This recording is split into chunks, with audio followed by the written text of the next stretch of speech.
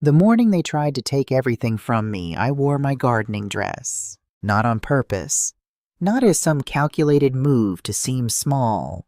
I had genuinely been in the backyard at 6 a.m. pulling up the last of the summer tomatoes Harold planted the year before he died, and I hadn't bothered to change before Brittany arrived with her leather folder and her lawyer smile. She looked at my dirt-stained hem, and I watched something relax behind her eyes, that small unconscious exhale people do when they decide you're not a threat. That exhale cost her everything. But I'm getting ahead of myself. My name is Anna Mae Washington. I'm 67 years old. I live in a yellow house on Briarwood Lane in Decatur, Georgia, where the oak trees are older than the neighborhood, and the neighbors still wave from their porches. I drive a 2009 Honda Accord that needs new wiper blades. I shop at the Kroger on Memorial Drive every Thursday, and I am on a first-name basis with a cashier named Dottie, who always saves me a coupon for Folgers. I keep a garden that Harold started, and I have maintained for 11 years, even the years when my knees complained about it. I go to First Baptist on Sundays, and I sit in the fourth pew from the front because that is where Harold and I sat for 32 years, and I am not ready to sit anywhere else. This is what my family saw when they looked at me. This is what they decided was the whole picture. On the morning of October 14th, 2024, I sat in courtroom 7B of the Fulton County Superior Court and watched my daughter-in-law Brittany arrange her papers with the careful confidence of a woman who believed she had already won. She wore a cream blazer. Her lawyer, Gerald Hoffman, was writing something in the margin of a legal pad. My son Devin sat beside her, his jaw tight, his eyes finding the floor whenever they got close to finding me. I looked at all three of them and felt something that wasn't quite anger and wasn't quite sadness. It was more like the feeling you get at the end of a very long book, that particular kind of tired, that comes not from exhaustion, but from having finally arrived somewhere. 6 months earlier, Brittany had set a piece of paper in front of me and told me to sign it. I had smiled, and I had picked up the pen, and the name I signed was not the name she expected. This is the story of how I got to that table, and what happened after I stood up from it. It started the way most things start in families, slowly then all at once. Harold passed in March of 2019. Pancreatic cancer, the kind that moves fast and doesn't apologize for it. We had 8 months from diagnosis to burial, and I spent most of those 8 months either holding his hand or standing in the backyard at midnight, trying to remember how to breathe. He was 69. We had been married for 41 years. The night before he died, he held my hand and told me, "Annie, you never needed me, but I sure am glad you wanted me." I told him that was the most Harold thing he had ever said. He laughed. It was the last time I heard him laugh. After Harold, everything shifted. Devin was 35, then living with Brittany in a house in Alpharetta that was too large for 2 people and funded by optimism I had been quietly worried about for years. He called me every Sunday. I counted on those calls. In the first year after Harold died, they were the thread that kept my weeks in some kind of order. But Brittany started joining the calls. At first just occasionally, then every week.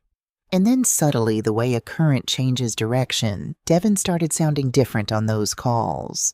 A little more distant, a little more careful. "How are you doing, Mom? You remembering to take your vitamins?" I had never forgotten my vitamins in my life, but I said yes, and I moved on. Then came the Sunday dinners. Brittany started hosting them at their house in Alpharetta, which was a 40-minute drive I didn't always enjoy. But I went because Devin was my son, and Sunday dinner was Sunday dinner. She cooked well, I will give her that. The food was always beautiful. The table was always set exactly right.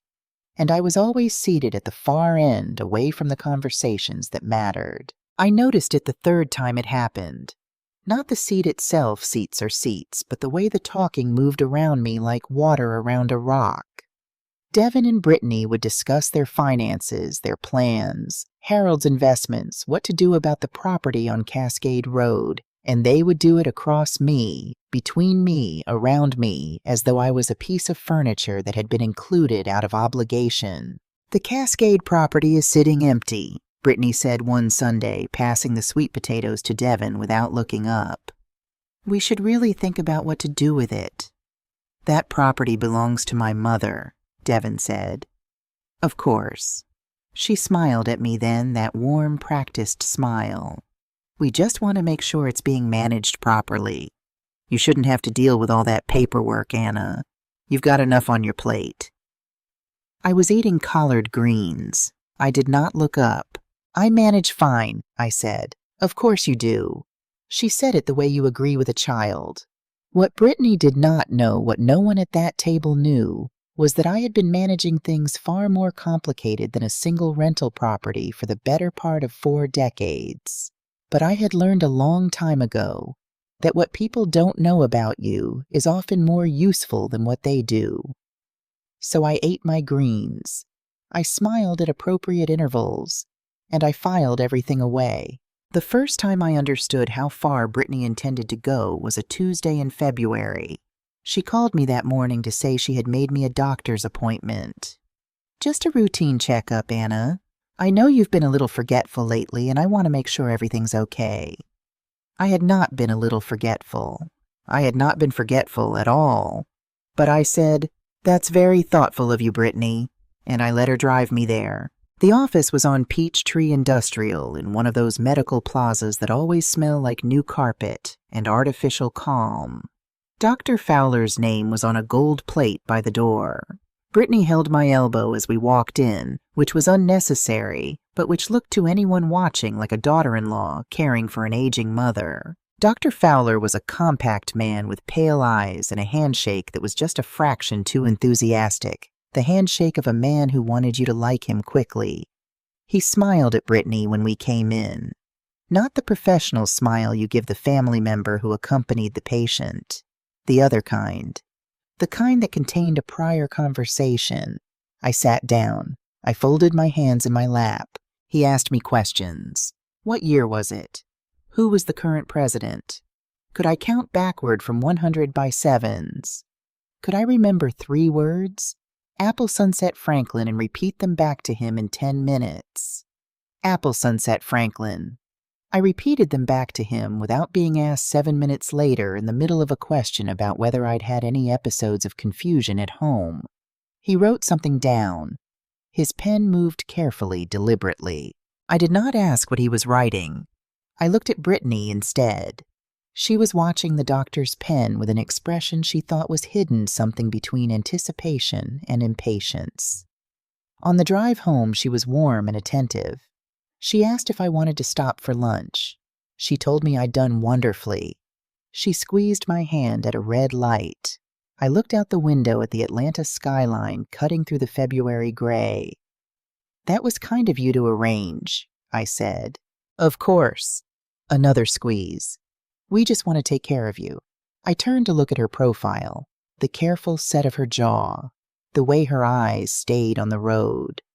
"I know," I said, and I did know, just not in the way she meant. There is a particular kind of loneliness in being underestimated by people who love you, or people who once loved you, or people who decided at some point that the idea of you was more useful than the reality. Brittany wasn't cruel in an obvious way. She never raised her voice at me. She brought food when she visited, and she always called on my birthday, and she told her friends I was a strong woman who had been through a lot. These things were true. She meant them after a fashion. But somewhere alongside those truths, she had built a separate story, one in which I was fading, faltering, becoming a problem that needed to be managed before it became expensive. That story required small reinforcements. Tiny, consistent strokes, like painting over a wall. Eventually you cover what was there before. She told Devon about the time I couldn't remember the name of their neighbor's dog. She told him about the time I'd put the milk in the pantry, which happened once after 3 hours of gardening in the summer heat. She collected these moments the way some people collect evidence, and she presented them to my son with a look of careful concern until he began to see a pattern that wasn't there. I understood what she was doing because I had spent 40 years watching people construct narratives about money, who deserved it, who could handle it, who needed to be protected from it. I had seen it done to other people. I recognized the architecture, and I had done something Brittany didn't anticipate. I had started keeping records of my own. Lyric was the one who finally confirmed what I already suspected. Lyric, 19 years old, Devin's niece on his father's side, a freshman at Spelman, who wore her hair in thick twists and asked better questions than most people twice her age. She came to my house on a Saturday in September with that particular expression young people get when they are carrying something too heavy for them, chin-up eyes a little too steady, like they are working hard to look normal. "Aunt Anna," she said. She had called me that since she was 4. "I need to show you something." She reached into her backpack and pulled out a folded piece of paper. It was a typed document, a statement formatted like a legal declaration.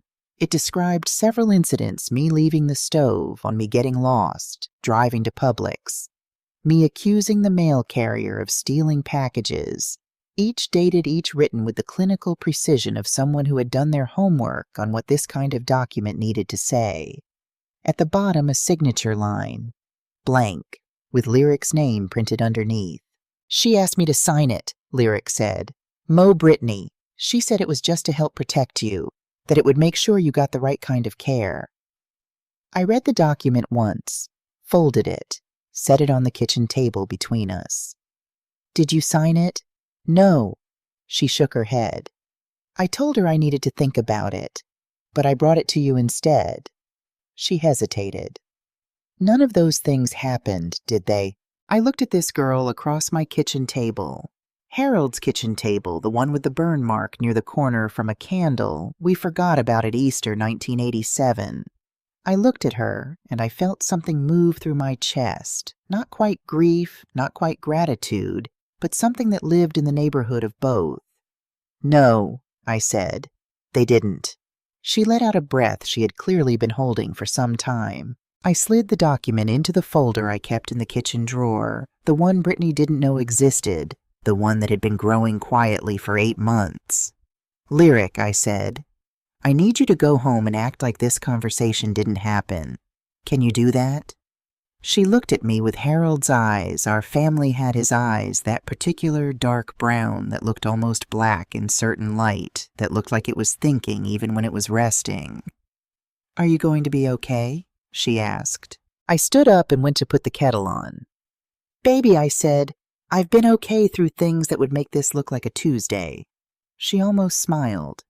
"It is Tuesday." "Then I'm right on schedule. There is a door in the back of my bedroom closet that Harold built in 1994. It looks like the wall. That was intentional. He paneled it the same cedar as everything else, put a small latch behind a hanging row of winter coats, and the only way you'd find it was if someone told you where to look, or if you were the kind of person who noticed that the closet was 8 inches shallower than the room next to it. Brittany had been in my bedroom dozens of times. She had commented on my quilt. She had borrowed a safety pin once from my sewing box. She had stood in the doorway of that closet and looked at my dresses hanging in color order. Harold always thought that was funny, my color-ordered closet, and she had never once wondered about 8 inches. Behind that door is a staircase, 14 steps down. At the bottom, a room about the size of a generous home office, which is exactly what it is or was for 40 years before I moved the formal operations upstairs to Midtown and kept this one for thinking. The room has a desk, a filing cabinet steel fireproof, the kind you have to mean it to buy, a telephone with a direct line that has never been listed anywhere, a photograph on the wall of Harold and me standing outside a building on Peachtree Center Avenue in the fall of 1989, both of us squinting into the sun, Harold in a suit he was still paying off me in a green dress. I still have somewhere both of us grinning like people who had just done something they weren't entirely sure was going to work. It worked. Washington Capital Group incorporated in January of 1987. We started with one property, a small commercial space in Vine City that Harold had found through a client of his back when he was still doing accounting work to pay the bills. The rent from that one space paid for the second. The second paid for the third. By 1995, we had 11 properties. By 2005, we had 23.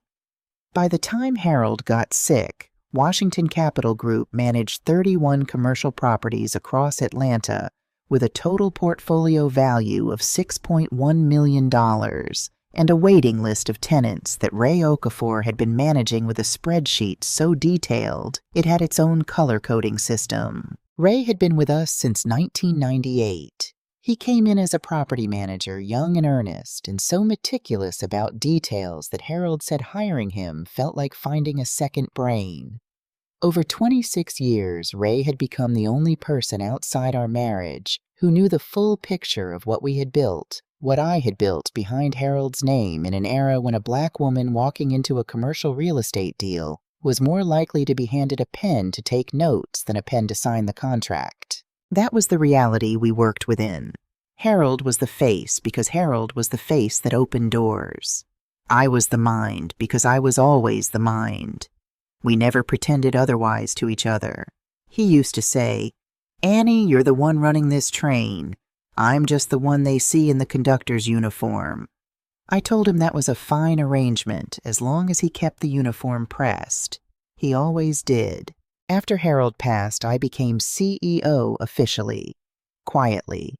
The kind of quietly that doesn't make announcements or change the name on the building, because by then I had learned well enough that the most durable power is the kind that doesn't need to introduce itself. Ray handled day-to-day operations. I signed the contracts that needed signing, made the calls that needed making, and spent my Tuesday evenings in the basement office, reviewing reports that Brittany assumed I was spending watching television. I had been watching Devin change for 3 years. Not all at once. You never lose someone all at once. It happens in small surrenders, small adjustments, each one so reasonable that by the time you notice the distance, you can no longer see where it started. Brittany was smart. She was patient. She understood that the fastest way to move a man is not to push him, but to slowly, consistently redirect the ground beneath his feet until he ends up somewhere he never intended and believes it was his own idea. By the fall of 2024, my son believed his mother was fading. He believed it because he had been told it in pieces over years by the person he trusted most. He believed it the way you believe things that arrive wrapped in concern, carefully, reluctantly, but completely. That was the part that required the most from me. Not the legal strategy, not the documentation. Knowing that my son looked at me and saw someone diminished, and understanding that this was not his failure, but what had been done to him that required something I am still not entirely finished processing. But I had a job to do. And Harold didn't raise me to sit down while the job was in front of me. The night after Lyric came to my house with the unsigned document, I went downstairs. I called Ray at 11:15. He picked up on the second ring. Ray always picks up on the second ring, which I have told him for 20 years, is one of his best qualities. "Ray," I said, "they filed." A pause. "How much do they know?" "Nothing about the company. Brittany told Hoffman I never worked, that I was a housewife." Another pause. This one had a different texture. "She said that. She said that. Lord." He exhaled slowly. "Okay. What do you need?" "I need Diane and James in a room by Thursday. I need the full portfolio documentation, current valuations, all 40 contracts from the last 5 years. I need the original medical records from Dr. Abrams, my real doctor going back 10 years. And I need you to pull everything we have on Gerald Hoffman. Bar association record, case history, any disciplinary flags." "Already started on Hoffman when you first mentioned his name in August," Ray said. "There's something there. A complaint filed in 2019 quietly settled. I'll have the full picture by Wednesday." This was why I kept Ray. "One more thing," I said. The document lyric brought me someone forged her signature on a final version. They didn't know she hadn't signed yet. Ray was quiet for a moment. They forged a 19-year-old signature on a legal declaration. Yes. In a conservatorship proceeding. Yes. Anna. His voice shifted into the register I had heard maybe 4 times in 26 years, the register that meant Ray Okafor was genuinely, carefully angry. We're going to dismantle them. I know, I said, but we're going to do it right. Clean and complete. Nothing that can be appealed. Nothing that leaves a door open. I want it done once. Understood. What about Devin? I looked at the photograph on the wall. Harold and me, 1989. Both of us squinting into the sun. Devin is a separate conversation, I said. For after. Okay. A breath. How are you doing? I thought about the question seriously the way Ray always deserved. I'm doing what needs to be done, I said. Ask me again in a month. I will, he said. Get some sleep, Anna. I sat in the basement office for another hour after I hung up, not reviewing documents, not planning, just sitting with the particular silence of a room that holds 40 years of choices and their consequences.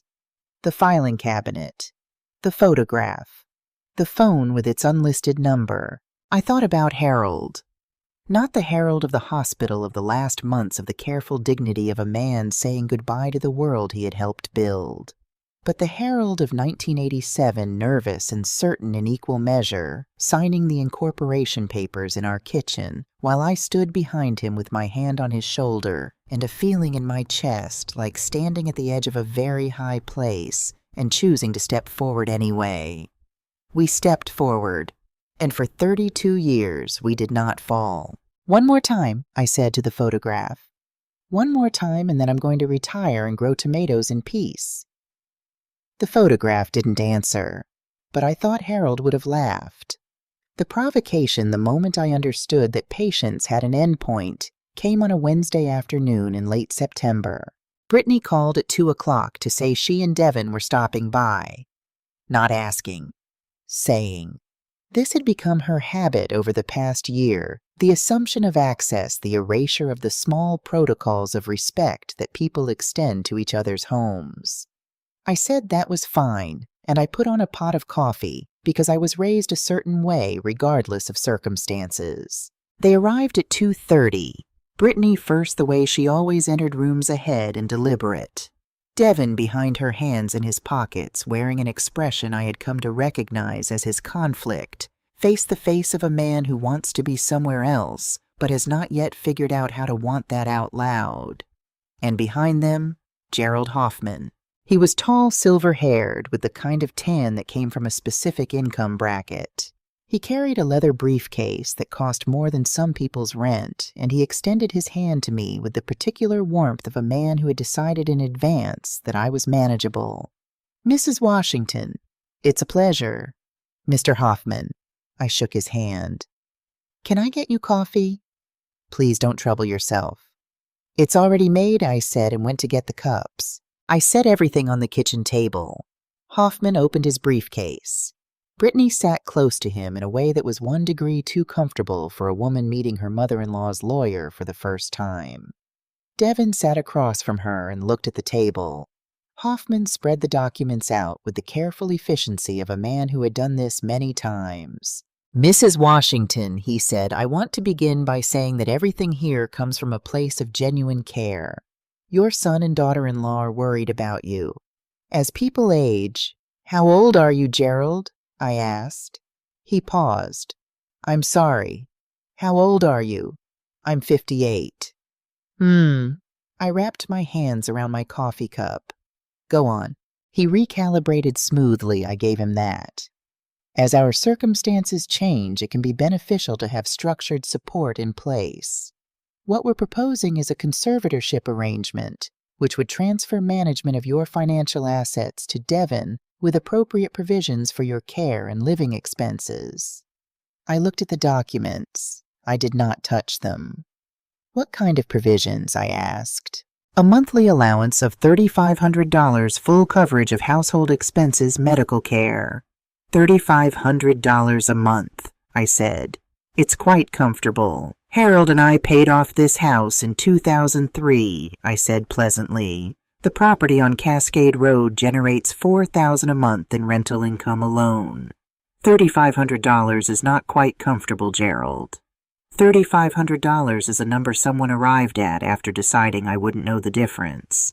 Brittany's smile didn't waver, but something behind it did.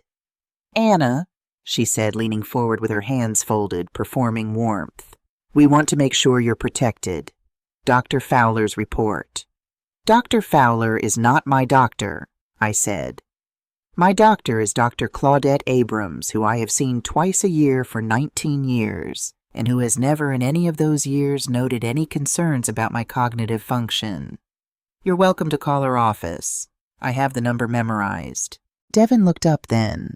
For just a moment, something moved across his face, a flicker of something I recognized, something that had been there since he was a boy, sitting at this same table doing homework. The look he got when he had started to suspect he had the wrong answer, but wasn't sure yet how wrong. Mom, he started. I'm not finished, I said, and my voice was quiet, but it landed and he stopped. Gerald, a conservatorship requires a court determination of incapacity. It requires medical evidence from treating physicians, not a report commissioned for the purpose of establishing a predetermined conclusion. It requires at minimum independent legal representation for the alleged incapacitated person, which I have. And it requires a judge who will look at that evidence and make a finding. Is that your plan? Because if it is, I'd like the opportunity to be present for it. The room was very quiet. Hoffman's hand moved to the papers on the table in a small involuntary gesture, the gesture of a man recalculating. Brittany uncrossed and recrossed her legs. Anna, I said. I'm sorry. My name is Anna. You've been calling me the wrong name for 4 years. My name is Anna. That landed differently than anything else I had said. I watched it cross her face like weather. We'll be going to court then, Hoffman said. His voice had returned to its professional register, but the warmth was gone. The filing is already prepared. I know, I said. I received the notice 2 days ago. I stood up and began collecting the coffee cups. Then I'll see you in court, Gerald. I'll have my attorneys reach out to yours about scheduling. Brittany stood slowly, holding her leather folder against her chest like a shield. You're making this harder than it needs to be, she said. I looked at her across my kitchen, this woman who had sat at this table for 8 years, who had eaten Harold's cooking and borrowed my good tablecloth for her dinner parties, and called me family in her Christmas cards. Brittany, I said I want you to think carefully about what you're doing. Not because you'll succeed. You won't. But because there are things you do that cannot be undone, and you are standing at one of those lines right now. She met my eyes. For just a moment, something shifted, a flash of something younger and less certain. Then it closed again. Devin, she said, and turned toward the door. Devin looked at his mother, just for a second, and I saw at the question forming the doubt beginning to take on weight. But he followed her. He always followed her. I watched them pull out of the driveway from the kitchen window. Hoffman's black sedan, Brittany's white Lexus, Devin in the passenger seat looking straight ahead. I dried the coffee cups, put them back in the cabinet. Then I sat down at the kitchen table and pressed both hands flat on the surface Harold had sanded smooth in the summer of 1992. Then I picked up my phone and called Ray. It's time, I said. I know, he said. Diane and James are already on their way. I want to tell you something about preparation. People tend to think of it as a defensive act, something you do because you are afraid, because you sense danger coming, and you want to be ready when it arrives. And sometimes that is exactly what it is. But real preparation, the kind that carries you through the worst of things, is not born from fear. It is born from clarity. You look at a situation without flinching, without the comfortable blur of wishful thinking, And you ask yourself, what is actually happening here? And then you ask, what do I need to be ready? I had been asking those questions for 3 years. By the time Gerald Hoffman spread his papers across my kitchen table, I had already spent 14 months building the case that would answer him. Not because I knew exactly when they would move, I didn't. But I knew they would. People who want what you have will always move eventually. All you have to do is be further along when they do. The week after Hoffman's visit, I walked into the offices of Washington Capital Group on Peachtree Center Avenue for the first time in 14 months. Ray was waiting in the lobby when I came through the door. He was wearing a gray suit and holding 2 cups of coffee, one of which he handed to me without saying anything, because we had known each other long enough to skip the parts that don't matter. "How bad is it?" I asked as we rode the elevator up. "Hoffman filed the conservatorship petition Monday morning," he said. "Judge Patricia Ellsworth is assigned. She has a reputation for being thorough and impatient with nonsense in equal measure." "Good." Diane reviewed the filing last night. Their medical evidence is Dr. Fowler's report and 2 supporting statements. One from a neighbor who apparently told them you seemed confused at the mailbox last spring, and one from... He paused. "From Lyric," I said. "The signature doesn't match her other documents," Ray said carefully. Diane noticed immediately. "I know. She never signed it." Ray absorbed this. "So they forged it?" "Yes." He was quiet for a moment.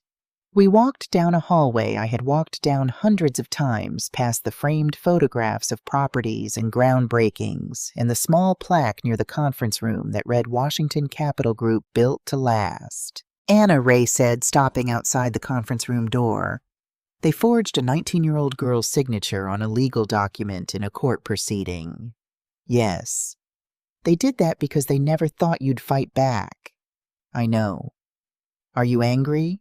I considered this in the way the question deserved. "I'm focused," I said.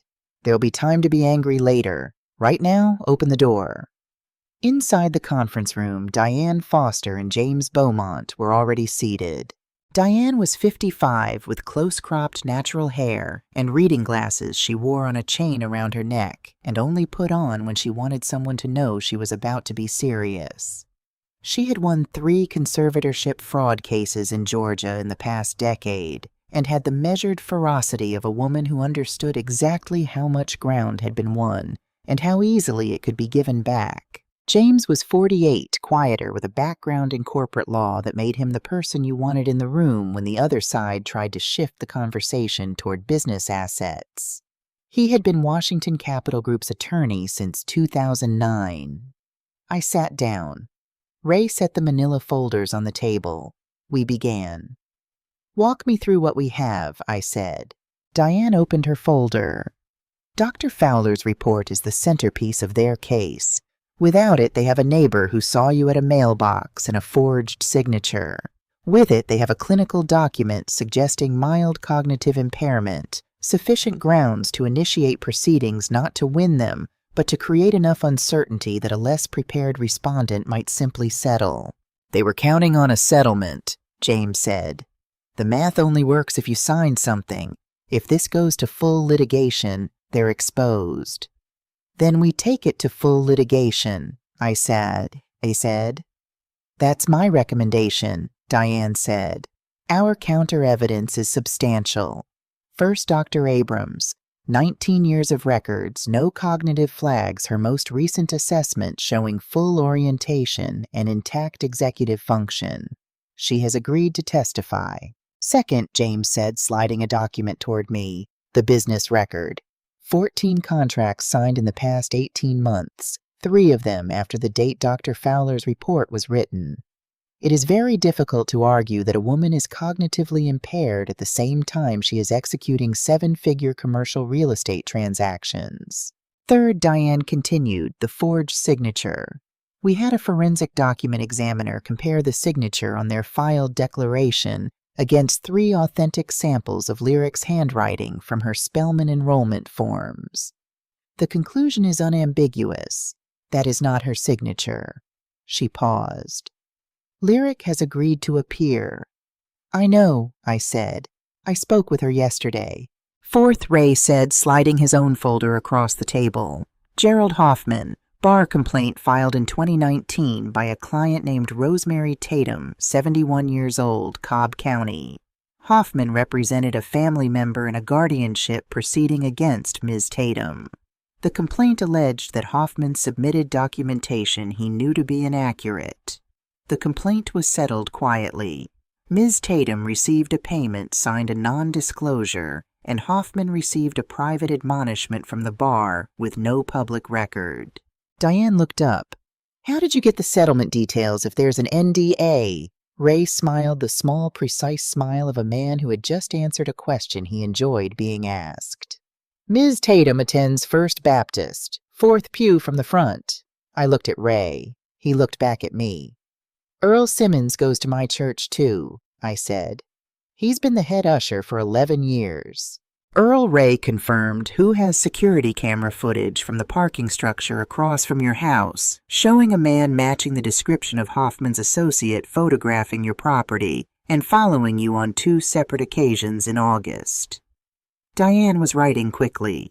James was nodding with the contained satisfaction of a man who had just watched a hand of cards get very good very fast. One more thing, I said. I reached into my own bag and set a small digital recorder on the table. Every conversation that took place in my home was recorded with my knowledge and consent under Georgia's single-party consent law, including the visit 2 weeks ago with Hoffman and Brittany. I looked at Diane. You'll want to listen to the part where Hoffman tells me that $3,500 a month is quite comfortable for a woman whose rental income alone exceeds that figure. Diane looked at me over the top of her glasses. Put them on deliberately. Anna, she said, I have been doing this for 28 years. I want you to know that I genuinely enjoy my work, but I particularly enjoy it when I walk into a room and discover that my client has been 3 steps ahead of the other side for longer than the other side has been playing the game. I've had practice, I said. Here is what Brittany was doing while I was in that conference room. She was having lunch at Canoe with a woman from a boutique PR firm in Buckhead. Brittany had hired her 6 weeks earlier. I know this because Ray found the invoice in Gerald Hoffman's billing records, which became part of the discovery process to begin laying the groundwork for what Brittany had privately described in an email as the narrative management piece. The narrative management piece involved a human interest angle. A devoted daughter-in-law stepping in to care for an aging mother-in-law who could no longer manage on her own. A son honoring his father's wishes by taking responsibility for the family estate. Brittany had sent 3 photographs, one of herself and Devin with me at Easter, one of the Decatur house, and one of me in the garden that she had taken from the sidewalk without my knowledge, which made me look. I am told like a woman who was a little lost in her own yard. I was deadheading roses. But from a certain angle and distance through a certain lens with a certain caption underneath, you can make almost anything look like almost anything. What Brittany did not know was that James Beaumont had already sent a letter to the Georgia Secretary of State's office requesting confirmation of the current registered agent and CEO of Washington Capital Group, and that letter had been answered. And that answer was now in a folder in Diane Foster's briefcase, ready to be introduced at the appropriate moment. The appropriate moment was coming. Here is what Devin was doing. He was in his car in the parking lot of a Chick-fil-A on Roswell Road, eating a sandwich he didn't taste, staring at a phone call he had been meaning to make for 3 days and kept not making. The contact in his phone said Mom. He had talked to me every Sunday for 38 years. Even the worst years, the years when Brittany would remind him gently in the particular gentle way she had, that I was becoming harder to talk to, that I repeated myself, that I seemed not to follow conversations the way I used to. Even then he called. He thought about the milk in the pantry, the neighbor's dog, the forgotten dinner. He thought about sitting at my kitchen table as a child doing homework, and how I could look at a page of his math problems and find the wrong answer by feel before I had read the whole page. How Harold used to say, shaking his head with a kind of delighted wonder, "Your mother runs laps around every room she walks into, son. Don't you ever forget that." He sat in the parking lot for 40 minutes. Then he put his phone away without making the call and drove home. I understand why. The understanding you need for a call like that, the kind that unravels the story you've been living inside, takes its own time to arrive. I had learned that patience was not the same as passivity. You could be entirely still and entirely in motion at the same time. I know because I had been doing it for 3 years. The last thing I did the night before the hearing was go into the basement. Not to work, not to review documents or make calls. I had done all of that. Diane and James had everything they needed. Ray had confirmed that Earl Simmons would be in the courtroom. Lyric had confirmed the same. I went down simply to sit. The room was quiet in the particular way of rooms that have held decades of serious things. I sat at Harold's desk and looked at the photograph. Us in 1989. The sun in our eyes. The building behind us that would become over 35 years the first stone in something neither of us had fully imagined yet. I thought about what Harold would say if he were here. He would probably ask me whether I had eaten dinner, because that was the kind of man he was. The man who remembered in the middle of the large things to ask about the small ones. Then he would sit beside me and put his hand over mine, and he would not say much because he understood that sometimes the presence is the thing. I missed his hand. I sat there for a while with that missing, not fighting it, not putting it aside for later, just letting it be what it was. Then I turned off the desk lamp, climbed the 14 stairs, and went to bed. In the morning I would wear a black suit. Not the gardening dress. Courtroom 7B of the Fulton County Superior Court smells like paper and old wood, and the particular kind of institutional air conditioning that runs too cold regardless of the season. I was wearing the black suit. Pearl earrings, the ones Harold gave me for our 20th anniversary. Low heels. My hair down, which I almost never wore down in professional settings, but Diane had suggested it, and I had understood her reasoning. Let them see all of me. Let there be nothing to hide behind, nothing to diminish. Let them look at exactly what they decided was not worth taking seriously. The elevator opened. We walked down the corridor toward courtroom 7B, and I kept my pace even and my chin level, and I did not hurry. Gerald Hoffman was already inside. He saw me come through the door, and something shifted in his expression, not dramatically, but I had been watching people's faces for 67 years, and I noticed. A recalculation. The slight tightening of a man who has just understood that this room is going to be different from the room he planned for. Brittany sat beside him at the petitioner's table. She was wearing the cream blazer again. She looked composed, arranged, certain of the outcome the way people are certain of outcomes they have engineered. She looked at me when I came in, at the suit, at Diane and James flanking me, at the document box Ray set carefully on our table, and I watched something travel across her face that she could not entirely suppress. Not fear, not yet, but the first cousin of it. The sensation of standing on ground that is not quite as solid as it appeared. Devin was in the gallery. He had not told me he was coming. He was sitting 3 rows back in a dark jacket, and when our eyes met, he held my gaze for just a moment before looking away. Not in guilt, in something more complicated than that. The look of a man who has come to watch a thing he is not sure he is ready to see. Judge Patricia Ellsworth entered, and the room stood. She was 61 silver locks with the bearing of a woman who had spent 30 years presiding over rooms in which people tried to pull things past her and had developed an exceptionally fine instrument for detecting exactly that. Petition for conservatorship matter number 2024-CF-4471, she said. Counsel, please identify yourselves for the record. Hoffman stood. Gerald Hoffman appearing on behalf of the petitioners Devin and Brittany Washington. Diane stood. Diane Foster appearing on behalf of the respondent Anna Mae Washington. With me is James Beaumont, also counsel for the respondent. Judge Ellsworth looked at our table, at the document box, at me. Ms. Washington, she said, I want you to know that you are entitled to speak at any point during these proceedings if you wish to address the court directly. Do you understand? Yes, Your Honor, I said, thank you. She nodded once. Mr. Hoffman, you may proceed. Hoffman was good. I want to be honest about that because it matters. He was a skilled attorney who had built a case with real architecture, and if the foundation of that architecture had not been fraudulent, it might have held. He presented Dr. Fowler's report with clinical precision. He walked the judge through the neighbor's statement with just enough humanity to make it feel like concern rather than strategy. He described Devon as a devoted son acting on his late father's wishes, which was not entirely untrue, and was therefore more dangerous than a lie would have been. He was 20 minutes into his presentation when he introduced the witness declarations. Your Honor, we have 3 supporting statements from individuals who have directly observed the respondent in situations suggesting compromised judgment. The first from a neighbor.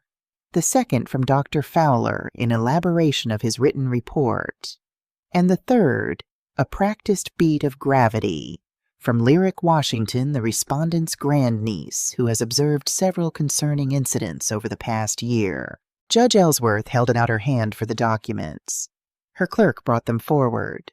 She read in silence for a moment. Then she looked up. Mr. Hoffman, the declaration attributed to Lyric Washington. Is Ms. Washington present today? Hoffman paused, just slightly. We were not able to confirm her availability for, she's present, Your Honor. Diane said it cleanly without drama. Judge Ellsworth's eyes moved to the gallery and found Lyric, who was sitting beside Earl Simmons in the second row, her hands folded, her back straight, wearing a white blouse and the small signet ring I had given her for her birthday. Ms. Washington, the judge said, I may call on you shortly. Please remain available. Lyric nodded once. Steady. Hoffman recovered and continued. But the room had shifted. Not dramatically, the words were the same, the documents were the same. But a room is not just its words and documents. It is also its atmosphere. And the atmosphere of courtroom 7B had changed in the way a sky changes when the wind turns subtle and total at once. When Hoffman finished, Diane stood up. She did not put on her glasses. Not yet. Your Honor, before I respond to the substantive claims, I'd like to address the evidentiary foundation of the petition because I believe it will significantly alter the scope of what follows. Exhibit A, Dr. Claudette Abrams's records, 19 years, no cognitive flags. Dr. Abrams, appearing via video link from her office, confirmed each entry in the crisp, professional manner of someone who does not appreciate her medical conclusions being replaced by someone else's. Exhibits B through D. The 14 commercial contracts signed by Anna Mae Washington in the preceding 18 months. Each of these documents, James said, was executed by the respondent in her capacity as Chief Executive Officer of Washington Capital Group, a commercial real estate holding company incorporated in Georgia in January of 1987, currently managing 31 properties with a total assessed portfolio value of $6.1 million. The room absorbed this. Brittany's hands resting on the table went very still. Hoffman turned to look at her. One look, the look of a lawyer who has just discovered that his client withheld material information. She did not meet his eyes. Exhibit E, the forensic document analysis of Lyric's forged signature. Diane summarized it in 4 sentences, each one precise as a nail going in. Then she called Lyric to the stand. Lyric walked up there the way her father walked into rooms like the floor was hers, and she had simply chosen to share it today. She was sworn in. She sat down. Diane asked her 3 questions. Had she signed the declaration submitted as evidence in this proceeding? No. Had anyone asked her to sign such a document? Yes. My Aunt Brittany Washington showed me the document and asked me to sign it. I took it home and brought it to Anna instead. Did the incidents described in that document reflect events she had witnessed? Lyric looked at me across the courtroom. Those dark eyes. Harold's eyes. The eyes that had been clear enough to see through what the adults around her were constructing. "None of those things ever happened," she said. "Anna Mae Washington is the sharpest person I know." The room was very quiet. Judge Ellsworth made a note. She wrote for what felt like a long time. Exhibit F was the recording.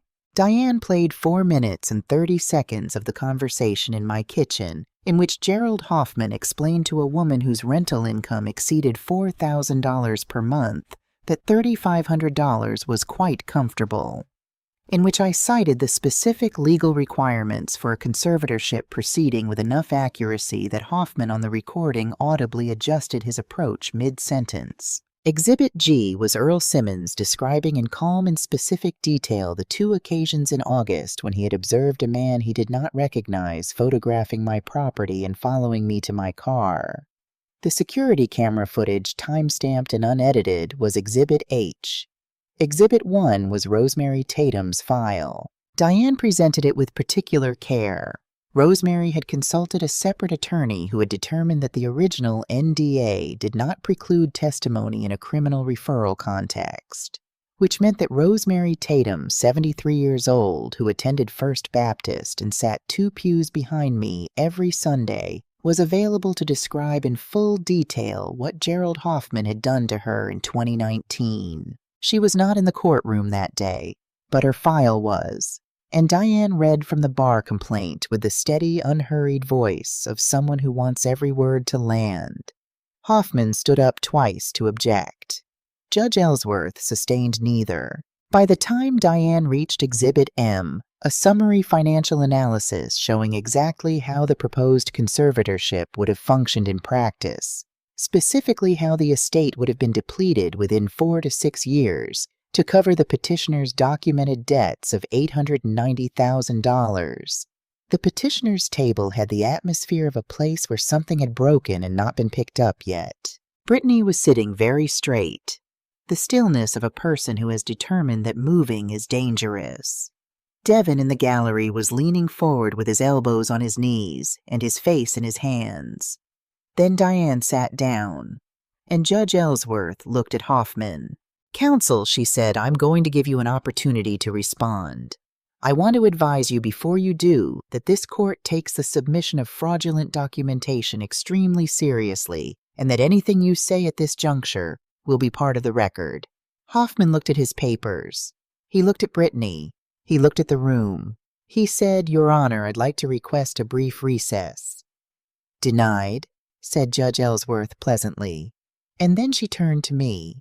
"Ms. Washington, you indicated at the outset that you wished to address the court." I stood up. The courtroom was completely still. I could hear the air conditioning. I could hear my own heartbeat, low and steady, the heartbeat of a woman who had been ready for this room for a long time. I looked at Gerald Hoffman. He had spent his career finding the people most easily dismissed and counting on that dismissal to do his work for him.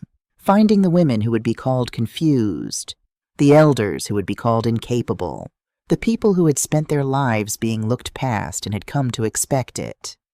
He looked back at me, and I could see the recalculation fully complete, the understanding of exactly how wrong he had been, arriving too late to do anything about it. I said, "Mr. Hoffman, I have sat at a great many tables in my life where the assumption in the room was that I did not know what I was worth. I learned a long time ago that this assumption is not my problem. It is theirs. You looked at me and saw a woman you could manage. You forgot to ask what I had been doing while you were making that decision." I let that sit for a moment. Then I turned to Judge Ellsworth. "Your Honor, I have nothing further to add. My attorneys have presented the record. I would ask only that the court consider not just the petition before it, but the manner in which that petition was constructed and by whom, because I am likely not the first person this has been done to, and I would like very much not to be the last." I sat down. Judge Ellsworth looked at me for a long moment. Then she looked at her notes. Then she looked at the room. "The petition for conservatorship is denied," she said. "In full. The court is referring the matter of fraudulent documentation to the Fulton County District Attorney's Office for review. Mr. Hoffman, I am also initiating a referral to the State Bar of Georgia." She closed her folder. "We're adjourned." The gavel came down. In the hallway afterward, I found Devin. He was standing by the window at the end of the corridor, looking out at Atlanta in the October light, the city spreading south and east, the trees beginning to change the skyline, catching the morning sun in pieces. He heard me coming and turned around. He looked older than 38. He looked like a man who had spent the morning watching the scaffolding of a story he had lived inside for 3 years come down board by board, and was still standing in the space where it used to be, unsure of the shape of things without it. "Mom," he said. His voice broke on the word, just slightly. "I know," I said. "I didn't know about the signatures. I didn't know I know that too. I should have—" He stopped, started again. "You were never confused, were you?" "Not once. Not once." He pressed his lips together, looked out the window, looked back at me. "I believed her," he said. "I believed what she told me about you because she told it to me the way you tell someone something that hurts you to say. I thought she was trying to protect you." "She was trying to protect your finances," I said without cruelty. "Those are not the same thing. And you wanted to believe there was a version of this where you didn't have to ask me for help. That I understand. Your father was the same way." Something moved across his face at Harold's name. "What happens now?" he asked. "Brittany will face charges," I said. "Hoffman will lose his license. What happens between you and Brittany, that's yours to decide, and I won't tell you what to decide. But Devin—" I waited until he was looking at me directly. "You come to me when you are struggling. That is not weakness. That is what a family is for. Your father and I built what we built so that you would never have to do this alone. You just have to ask." He nodded. His jaw was tight with the effort of not falling apart in a courthouse hallway, which was, I recognized, extremely his father's son. "Can I come for dinner Sunday?" he asked. "You come every Sunday," I said. "That hasn't changed." He hugged me, then the tight, ungraceful hug of a tall man who has forgotten how to be a boy and is briefly remembering. I held on. Outside the window, Atlanta moved and glittered and went about its business indifferent and beautiful. 6 months later, I hired Lyric. Not as a favor, not as charity. She applied, formally submitted a proper resume, came in for 2 interviews. One with Ray, one with me, and was evaluated on exactly the same terms as the other 3 candidates. She was the best one. She started on a Monday at 7 a.m. and was already at her desk when I arrived at 7:15, which told me everything I needed to know. In the spring, I finally renovated the basement office. Not to destroy it, I kept the desk, kept the photograph, kept the filing cabinet that had held 40 years of careful work. But I added a window where Harold had always meant to add one and never gotten around to. And now in the mornings, the light comes in from the east and lands on the photograph on the wall. And Harold and I are squinting into it again, the way we were in 1989 when everything was in front of us, and we were young enough not to know what we didn't know, which is, I have come to believe, one of the great gifts of beginning. Brittany's case went to trial in the spring. She took a plea agreement, 2 years probation, community service restitution. Gerald Hoffman surrendered his law license in February. Dr. Fowler was placed on a 6-month suspension by the Georgia Medical Board, pending further review. Devin came to dinner every Sunday. He was rebuilding his business the right way this time, which was slower and harder, and more like the man I raised than anything he had done in the previous 5 years. He talked to me about money, actually talked with numbers and fears and the specific texture of the problems he was working through. And I listened, and sometimes I helped, and sometimes I just listened, and that was enough. He was going to be all right. On the last Sunday in April, I was in the garden when Ray called. "New property, possible acquisition, Midtown building. whose owner was retiring and wanted to sell to someone who would take care of it. I told him to set up the meeting. Then I put my phone in my pocket and went back to the tomatoes. Harold's tomatoes, which had come up again this spring without being asked, stubborn and vivid and exactly where they were supposed to be. I knelt down in the dirt, pressed my hands into it, felt the particular warmth of Georgia soil in April holding everything it's been given and giving it back slow and steady, the way the best things in life tend to work.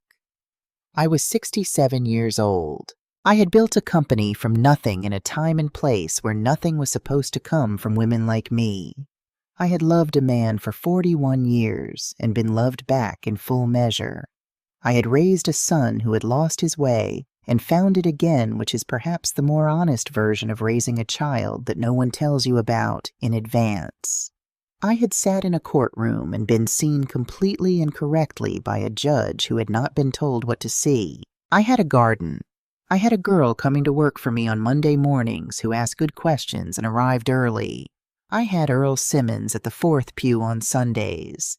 I had Ray who picked up on the second ring and repacked boxes twice when things mattered. They spent years looking past me. I used that time well, and I was not finished yet.